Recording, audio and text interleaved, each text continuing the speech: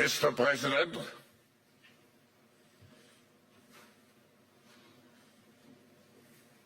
hello.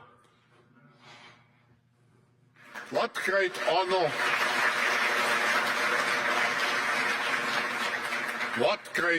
and pleasure to welcome you back to the Davos community. Just 4 days into your new mandate, we highly appreciate your presence with us today. We wish you all the best as you take on your critical work ahead. The global challenges we face today are monumental. The importance of American leadership and your personal leadership in this regard is fundamental and paramount. We are here to hear your vision and policies related to revitalizing the economy and addressing the global challenges. As you might expect, Mr. President, your return to office and your forthcoming policies have been at the focus of our discussions this week. The discussions among 3,000 political and business leaders from over 130 countries who came together here in Davos. We look forward to hearing first from you and then to the follow-up discussion with business leaders, moderated by my colleague Børge Brende. Ladies and gentlemen, the President of the United States, Donald J. Trump.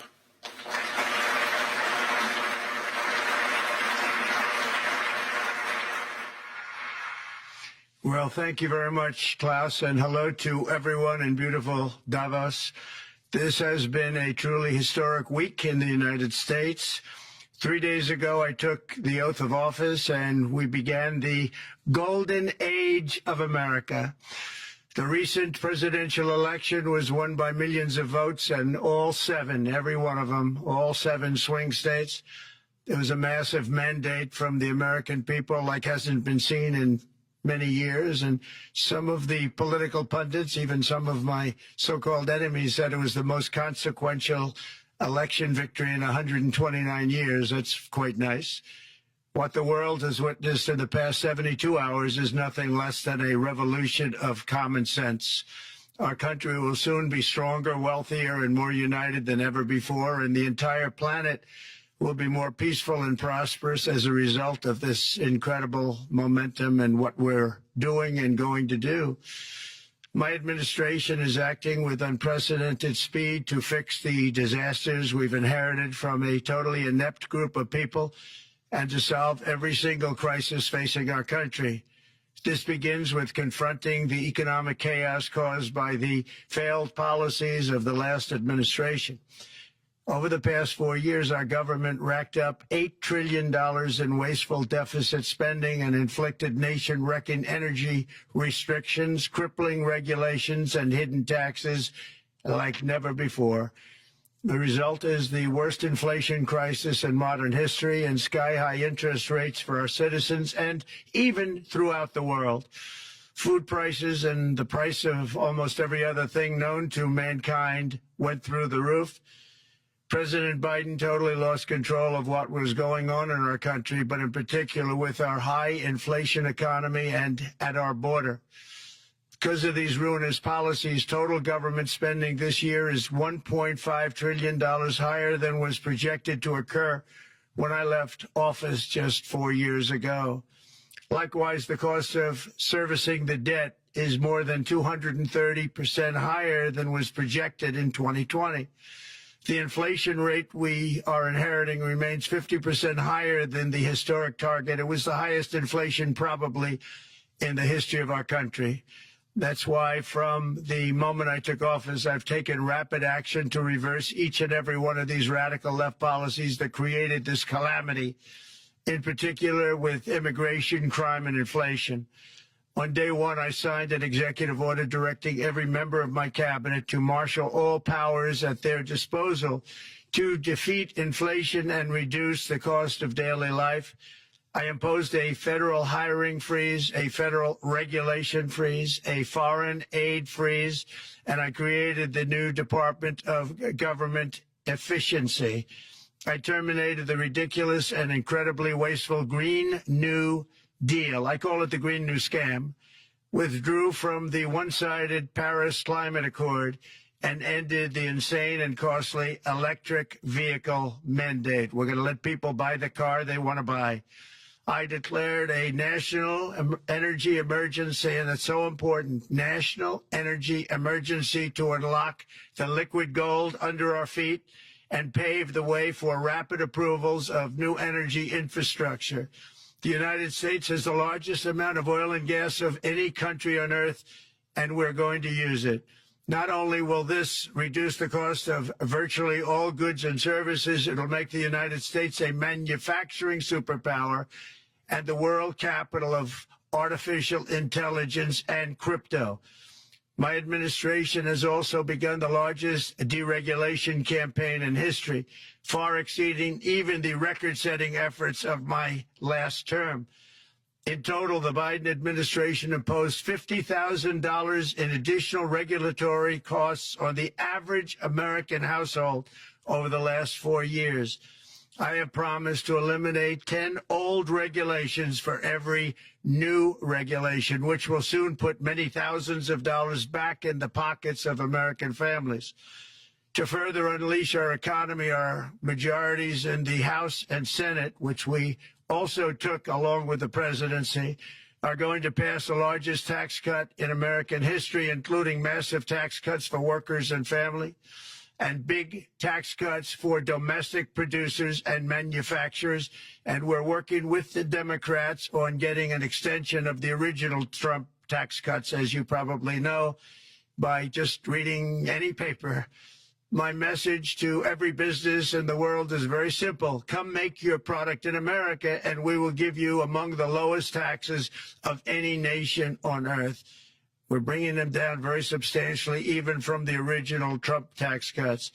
But if you don't make your product in America, which is your prerogative, then very simply you will have to pay a tariff, differing amounts, but a tariff which will direct hundreds of billions of dollars and even trillions of dollars into our treasury to strengthen our economy and pay down debt.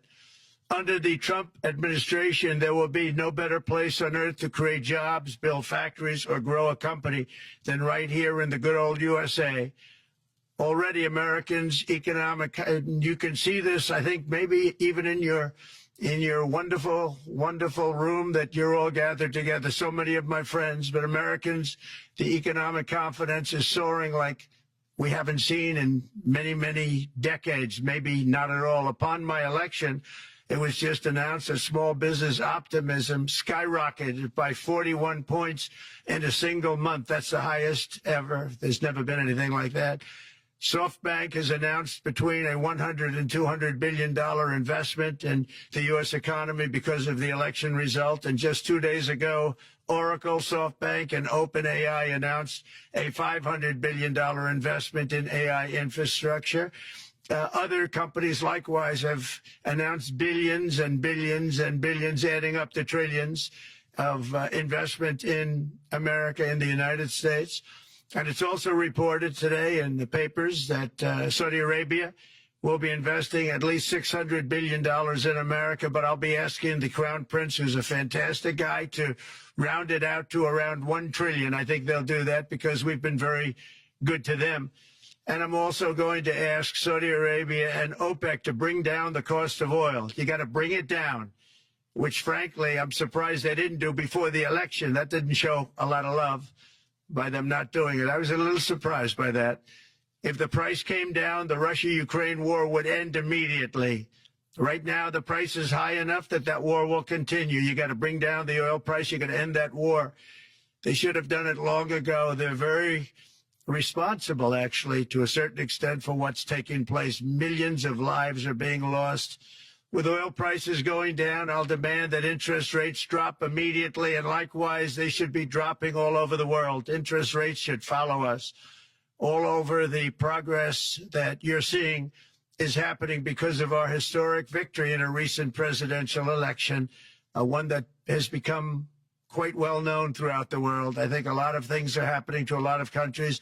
They say that there's light shining all over the world since the election, and even countries that we aren't particularly friendly with are happy because they understand what there is a future and how great the future will be. Under our leadership, America is back and open for business. And this week, I'm also taking swift action to stop the invasion at our southern border. They allowed people to come in at levels that nobody's ever seen before. It was ridiculous. I decided and declared to do, and very, very importantly, a national emergency on our border, immediately halted all entry of illegal border crossers, of which there were many, and began promptly returning the illegal trespassers back to the place from which they came. That action, as you've probably seen, has already started very strongly. I've deployed active duty U.S. military and National Guard troops to the border to assist in repelling the invasion. It was really an invasion. We will not allow our territory to be violated. After 4 long years, the United States is strong and sovereign and a beautiful nation once again. It's a strong, sovereign nation. In addition, I'm pleased to report that America is also a free nation once again. On day one, I signed an executive order to stop all government censorship.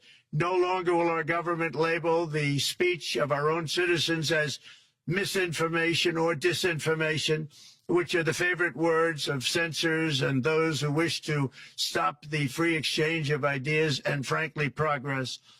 We have saved free speech in America, and we've saved it strongly. With another historic executive order this week, I also ended the weaponization of law enforcement against the American people and, frankly, against politicians, and restored the fair, equal, and impartial rule of law.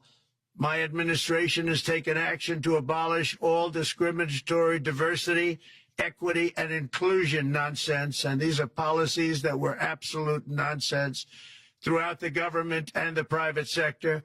With the recent yet somewhat unexpected great Supreme Court decision just made, America will once again become a merit-based country.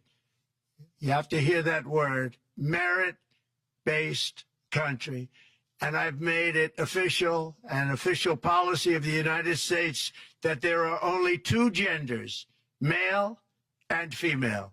And we will have no men participating in women's sports, and transgender operations, which became the rage, will occur very rarely. Finally, as we restore common sense in America, we're moving quickly to bring back strength and peace and stability abroad. I'm also going to ask all NATO nations to increase defense spending to 5% of GDP, which is what it should have been years ago.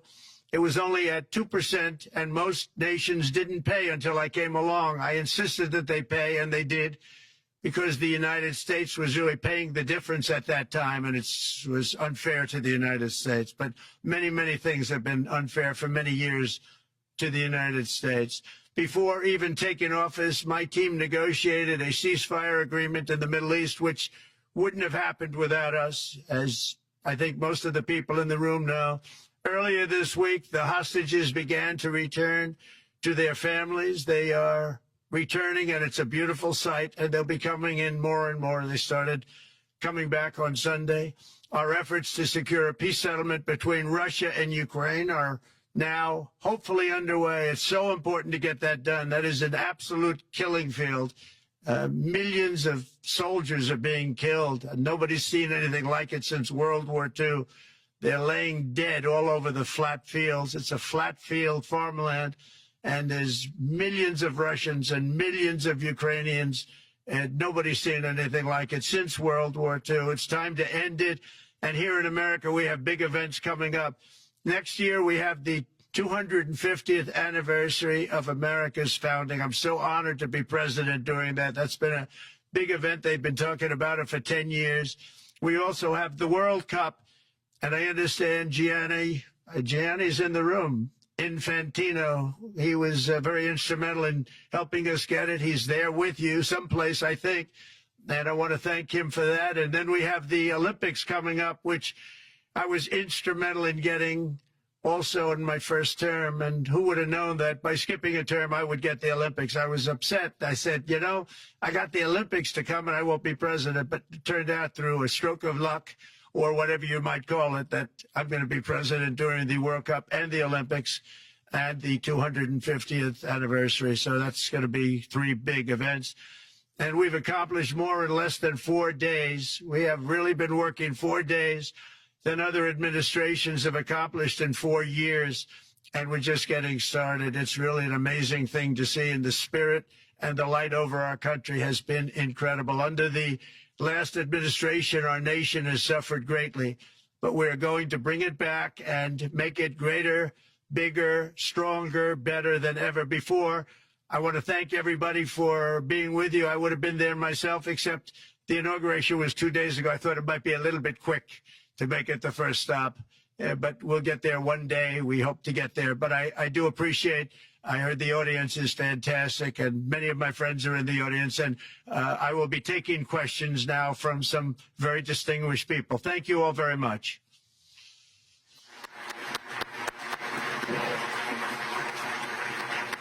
Thank you very much, Mr. President, for that very powerful speech. And I think you could hear the applause all the way from Davos to the White House. But next year it will be even better, because then you can get the applause here in Davos. So we wish you welcome to our village next year. We hope to see you. Thank you very much. So we also know, Mr. President, that you open up for interaction here. We have a great panel with some of the most distinguished business people in the world. Let me start with someone that you know really well, that I think is almost a neighbor of you in Florida. Mr. Steve Schwarzman, Chairman, CEO, and co-founder of Blackstone Group. So, Steve, floor is yours. Well, Mr. President, I'm sure the Crown Prince of Saudi Arabia will be really glad you gave this speech today.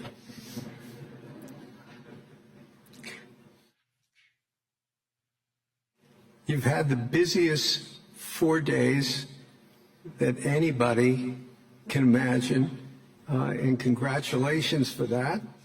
My question is about some of the things I've observed here at Davos. It's a terrific forum. I've met lots of people, as usual. I think I've been here 30 years. And a lot of the European business people have expressed enormous frustration with the regulatory regime in the EU. And they attribute slower growth rates here because of numerous factors, but especially because of regulations. And you've taken a completely different approach in this area. And if you could explain the theory of what you're doing, how you're going to do it, and what you expect the outcome to be, I'd appreciate it. Well, thank you very much, and congratulations, Steve. You're a friend of mine, but on a great career. You've had an amazing career, and it continues. I just want to congratulate you. Very inspirational to a lot of people. I want to talk about the EU, because you mentioned specifically that I've also had a lot of friends and leaders of countries. I've gotten to know them all my first term and a little bit during this period of 4 years, and know them well, like them a lot, but they're very frustrated because of the time everything seems to take to get approved, environmental impact statements for things that you shouldn't even have to do that, and many, many other ways that it takes. And I'm going to give you a quick little example. In the private life, my beautiful private life, before I had all these things happening, the world is a little different. I had a nice, simple life. You knew that. But when I had that simple life, I did projects. And I had a big project in Ireland. And it had to get approval on something that would have made it even better. And I got the approval from Ireland in a period of a week.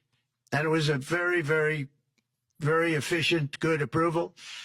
And they informed me, though, the problem is you're going to have to get it from the EU, and we think that'll take 5 to 6 years. And I said, you have to be kidding. And this was before politics. And I said, wait a minute, it's not that important. I don't want to go 5 or 6 years, but it would have been a big investment. It would have been nice, and it would have been good for the project. And I sent the people to the EU to see if they could speed it up. And basically, it was a 5 or 6 year wait just to get a simple approval that Ireland gave me in a period of literally not much more than a week. And I realized right then, that was the first time I really was involved with the EU, but I realized right then that's a problem. And I didn't even bother applying to do it. Or if I did, I pulled it very quickly. I have to be very accurate because I don't want to be criticized. He did apply, actually. No, I want to be very accurate. So I don't think I did, but if I did, I pulled it very quickly. It was just something you couldn't wait 5 years or 6 years to get an approval. So a lot of, in a very big business sense, a lot of people are claiming that's the problem. From the standpoint of America, the EU treats us very, very unfairly, very badly. They have a large tax that we know about, and a VAT tax, and it's a very substantial one. They don't take essentially don't take our farm products, and they don't take our cars, yet they send cars to us by the millions. They put tariffs on things that we want to do. Like, for instance, I think they actually, in terms of these are non-economic or non-monetary tariffs, and those are very bad, and they make it very difficult to bring products into Europe, and yet they expect to be selling, and they do sell their products in the United States. So we have, hundreds of billions of dollars of deficits with the EU, and nobody's happy with it, and we're going to do something about it, but nobody's happy with it. So I think the EU has to speed up their process. Friends of mine that are in some of the nations within the EU, great people, they want to be able to compete better, and you can't compete when you can't go through the approval process fast. There's no reason why it can't go faster. So, I'm trying to be constructive because I love Europe. I love the countries of Europe, but the process is a very cumbersome one. And they do treat the United States of America very, very unfairly with the VAT taxes and all of the other taxes they impose. One other, just to finish up, I got a call from the head of a major airline, one of the biggest airlines in the world, and he said, sir, could you help us? What? Landing in Europe is brutal. They charge us fees for everything, and it's so unfair. I said, how does it compare to China? He said, it's much worse. And the other thing, as you know, they took court cases with Apple, and they supposedly won a case that most people didn't think was much of a case. They won 15 or 16 billion from Apple. They won billions from Google. I think they're after Facebook for billions and billions. These are American companies, whether you like them or not. They're American companies, and they shouldn't be doing that. And that's, as far as I'm concerned, it's a form of taxation. So we have some very big complaints with the EU. Thank you. Thank you very much, Mr. President. We'll now go to one of your friends in the EU, Patrick Pouyanné. He's the chairman and CEO of Total Energies. I guess you have a question ready, Patrick, for the President. Mr. President, as we understand, energy is at the top of your agenda, and it's an honor for me to represent the energy industry tonight. In this panel, Total Energies is indeed the fourth largest oil and gas and electricity company in the world. I will not ask you a question about the oil price. It's quite clear what you expect from us. I will go to gas more. And our company is the largest #1 exporter LNG from the US company. We are a strong contributor to, and we invest in a mammoth LNG projects in Texas, $20 billion. It's far from 200, but it's $20 billion. And we contribute with that to security of supply to Europe, as we export this LNG to Europe. Some experts fear that if there are too many projects developed in the US on LNG, this could have an inflationary impact on the US domestic gas price. And they recommend a pause on these projects.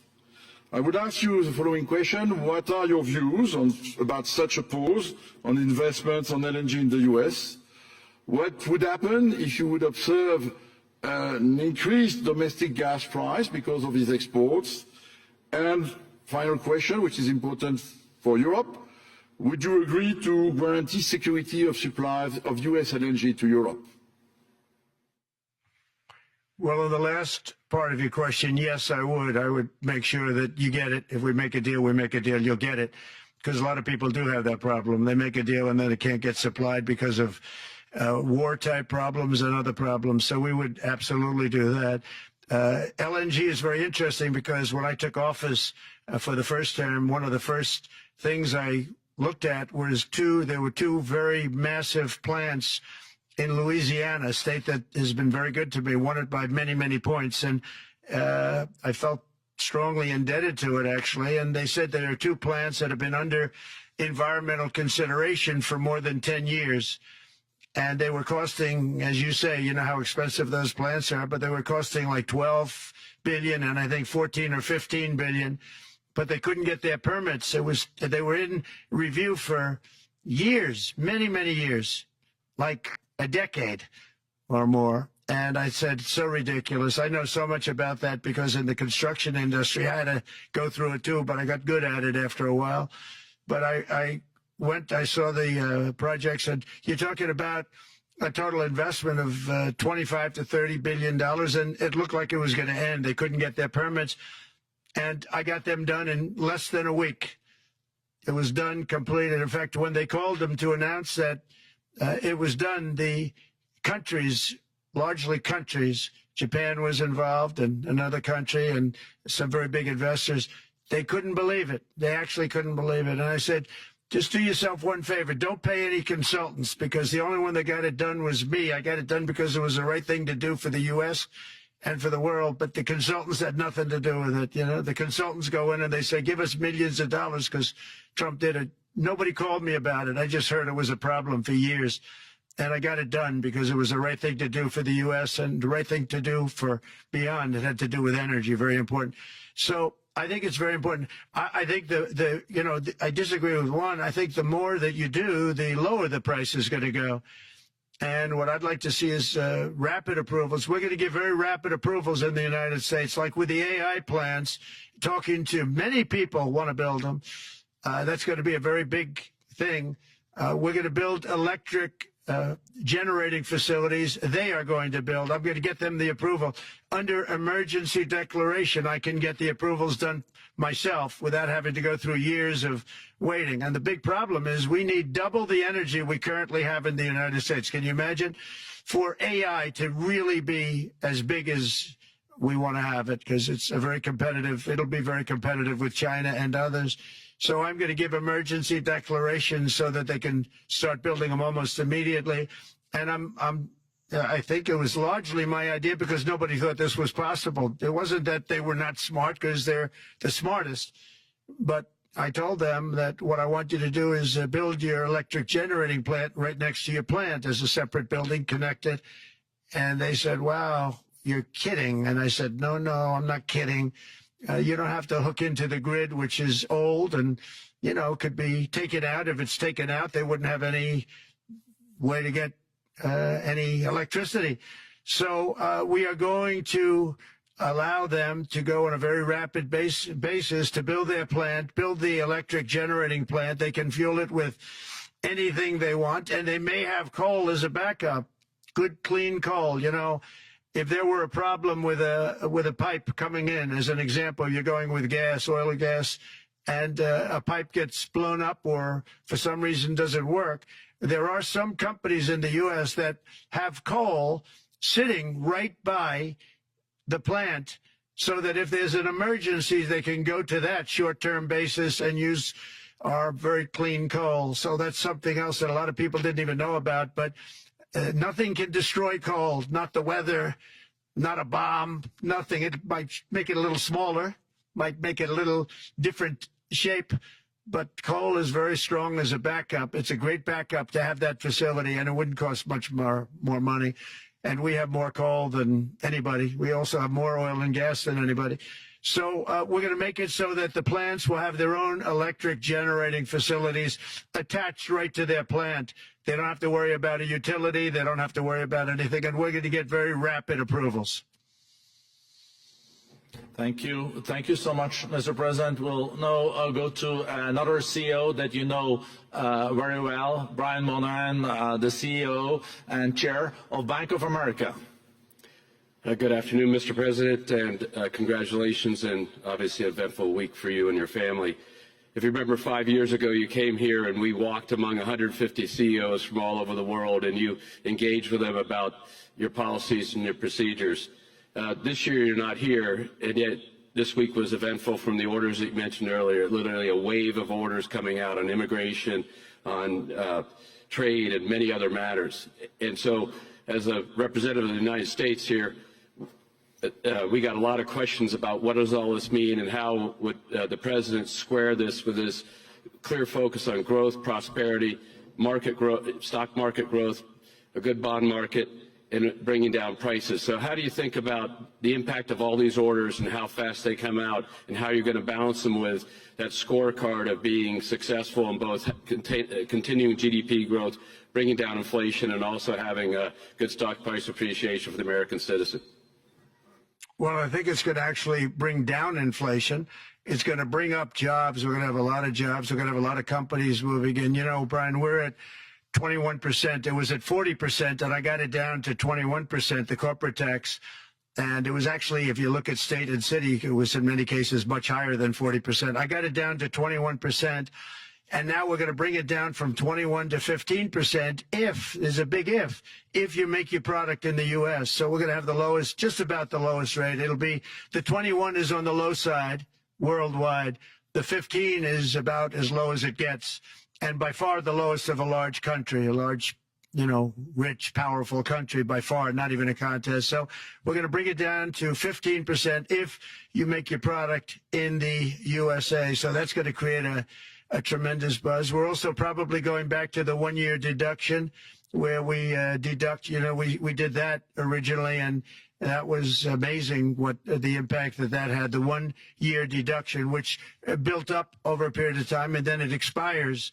But we're going to go back to that when we do the renewal of the Trump tax plan. We have to get Democrats to approve it. But, you know, if the Democrats didn't approve it, I don't know how they can survive with about a 45% tax increase, because that's what it would be. And so I think they're going to do. We've been working along with them pretty well. I think it's very hard for a political group to say, let's charge people 45% more. So I think we're in good shape. But we're actually doing a reduction for business and small businesses where you're going to bring it down to 15%, which is really something. And by the way, speaking of you, and you've done a fantastic job, but I hope you start opening your bank to conservatives, because many conservatives complain that the banks are not allowing them to do business within the bank. And that included a place called Bank of America. They don't take conservative business. And I don't know if the regulators mandated that because of Biden or what, but you and Jamie and everybody, I hope you're going to open your banks to conservatives, because what you're doing is wrong. Mr. President, I'll say that your friend Gianni said hello, told me to tell you hello, and we look forward to sponsoring the World Cup when it comes, both this summer for the club and next year. So thank you for getting that for the United States. Thank you very much, Brian. Thank you, Mr. President. We'll now go to Anna Butin. She's the Executive Chairman of Banco Santander, one of the big European banks, and also in the U.S. So, Anna. Mr. President, congratulations on a historic victory. I believe you don't know me as well as my fellow panelists, so a few words. Santander is one of the largest banks in the world by number of customers, 170 million. That's more than my friend Brian or my friend Jamie have. And those... They fixed the regulation. That's coming, that's coming. That was cheeky. we're a big investor in the United States. We have many million customers, 12,000 employees. We're one of the largest auto lenders, and we recently launched a fully digital bank called Open Bank. We strongly believe banks have a pivotal role in the economy, and we can accelerate growth and help many more customers. That's what we're doing in the United States. So, as Brian pointed out, we very much welcome your focus on deregulation and reducing bureaucracy. So my question is, what are your priorities in this regard, and how fast is this going to happen? Thank you very much. I think it's going to, thank you and congratulations. I know very much about your bank, and you've done a fantastic job. Congratulations. We are going to move very quickly. We've moved very quickly. We've done things in the last 3 days that nobody thought were possible to do in years. And it's all taking effect. It's going to have a huge impact on the economy, a huge positive impact. Money was being wasted on crazy things. I mean, the Green New Deal was such a total disgrace. How that was perpetrated, and it was conceived of by people that were average students, less than average students, I might add, and never even took a course in energy or the environment. It was just a game. Remember, the world was going to end in 12 years. Remember that? Well, the 12 years has come and gone. It was going to end. It was going to all foam into earth. But, you know, the time has come. These people, and they really scared the Democrats large. I can't say the Republicans. The Republicans maybe could have fought harder to stop it, but it's been a tremendous waste of money. You know, during my 4 years, we had the cleanest air, we had the cleanest water, and yet we had the most productive economy in the history of our country. We had the most productive economy until COVID came. We had the most productive in the history of our country by far, and actually, you could look worldwide. We were beating everybody from China to everybody else. So, and we think we really now, with what we have learned and all of the other things that have taken place, we think we can even far surpass that, actually far surpass it. But we do, one thing we're going to be demanding is we're going to be demanding respect from other nations. Canada, we have a tremendous deficit with Canada. We're not going to have that anymore. We can't do it. I don't know if it's good for them. As you probably know, I say you can always become a state. Then if you're a state, we won't have a deficit. We won't have to tariff you, et cetera, et cetera. But Canada has been very tough to deal with over the years, and it's not fair that we should have a $200 billion or $250 billion deficit. We don't need them to make our cars, and they make a lot of them. We don't need their lumber because we have our own forests, et cetera, et cetera. We don't need their oil and gas. We have more than anybody. So, you know, just as an example, with Mexico, we're dealing with Mexico, I think, very well. And we're just, you know, we just want to be treated fairly with other nations because there's hardly a nation in the world, and I blame this on us, and I blame it on politicians that, for some reason, probably mostly it's stupidity, but you could also say other reasons, but mostly stupidity. They've allowed other nations to take advantage of the U.S., and we can't allow that to happen anymore. You know, we have debt. It's a very small debt when you compare it to the value of the assets that we have, but we don't want to do that. We want to just have debt be obliterated, and we'll be able to do that fairly rapidly. And a lot of good things are going to happen. And honestly, good things are going to happen for the world, and good things are going to happen for the people that are dealing with us, allies and beyond allies. One thing very important, I really would like to be able to meet with President Putin soon and get that war ended. And that's not from the standpoint of economy or anything else. It's from the standpoint of millions of lives are being wasted. Beautiful young people are being shot in the battlefield. You know, the bullet, very flat land, as I said, and the bullet goes, there's no hiding. And a bullet, the only thing going to stop the bullet is a human body. And you have to see, I've seen pictures of what's taken place. It's a carnage, and we really have to stop that war. That war is horrible. And I'm not talking economy. I'm not talking economics. I'm not talking about natural resource. I'm just talking about There's so many young people being killed in this war, and that's not including the people that have been killed as the cities are being, knocked down building by building. So we really should get that stopped. Likewise, in the Middle East, I think we've made a lot of progress in the Middle East, and I think that's gonna come along pretty well. Thank you. Thank you, Mr. President. We know that the most consequential relationship in the world is between the U.S. and China. U.S. 28% of the global economy, China close to 20%. That's almost half of the global GDP. And we know that you called President Xi Jinping last Friday. We heard that you had a good discussion. How do you see the relationship between the U.S. and China in the next 4 years under your leadership? He called me, but I see it very good. I think that we're going to have a very good relationship. All we want is fairness. We just want a level playing field. We don't want to take advantage. We've been having massive deficits with China. Biden allowed it to get out of hand. He's $1.1 trillion deficit. It's ridiculous. And it's just an unfair relationship. And we have to make it just fair. We don't have to make it phenomenal. We have to make it a fair relationship. Right now, it's not a fair relationship. The deficit is massive, as it is with other countries, a lot of Asian countries, actually. But we have deficits that are very big, and we can't keep doing that. So we're not going to keep doing that. But I like President Xi very much. I've always liked him. We always had a very good relationship. It was very strained with COVID coming out of Wuhan. Obviously, that strained it. I'm sure it strained it with a lot of people, but that strained our relationship. But we always had a great relationship, I would say, and we look forward to doing very well with China and getting along with China. Hopefully, China can help us stop the war with, in particular, Russia, Ukraine, and they have a great deal of power over that situation. And we'll work with them. And I mentioned that during our phone conversation with President Xi. And hopefully we could work together and get that stopped.